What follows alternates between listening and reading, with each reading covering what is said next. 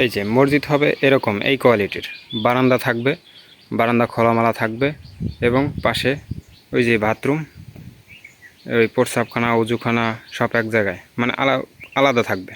কারণ খোলা থাকলে কি হয়, যেমন বারান্দা খোলা থাকলে যে কোনো একটা পথিক এসে নামাজ পড়তে পারে, রাতে হোক বা দিনের বেলা হোক। যদি মসজিদ তালামারা থাকে তাহলে নামাজ পড়তে পারে না, বা যে কোনো একজন মুসাফির আইসা সে ফিরে যেতে হয়।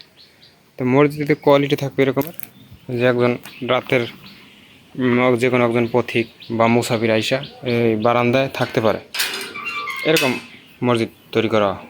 আমাদের দেশে মসজিদ বানায় ম্যাক্সিমাম তো ডাইলের মাধ্যমে মাতবাড়ি পায়, সে সভাপতি দেখা যায় এমন মসজিদ বানায়, মসজিদের ভিতরে বাথরুম গোসলখানা উজুখানা মানে প্রস্রাব পায়খানা সব একসাথে একতলায় আটকাইছে, যে তাদের পার্সোনাল মসজিদের মতো, যে পার্সোনাল যেমন ব্যবহার করে সেপারেট রুম, সেরকমের মসজিদটার সেপারেট বানাই ফেলায়।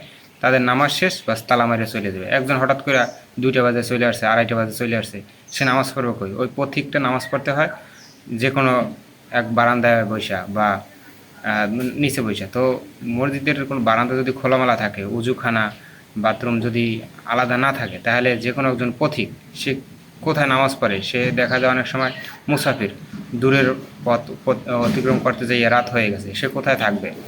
আর গ্রামের অঞ্চল হোক শহর হোক, কোনো বাসায় তো কেউ কেউ রাখে না, দেখা যায় ভয় থাকে যে কাউকে চিনি না জানি না, তাকে কেন আশ্রয় দেব। তো মসজিদ হলে মসজিদের বারান্দায় যে কেউ বা শুয়ে থাকতে পারে, রাতটি যাপন করতে পারে।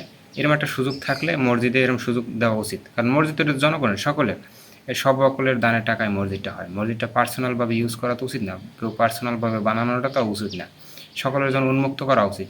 তারপরেও দেখা যায় মসজিদের গুরুত্বপূর্ণ জিনিস থাকে, এগুলা তালাবদ্ধ রাখবে এবং মসজিদের বারান্দা উন্মুক্ত রাখতে হবে।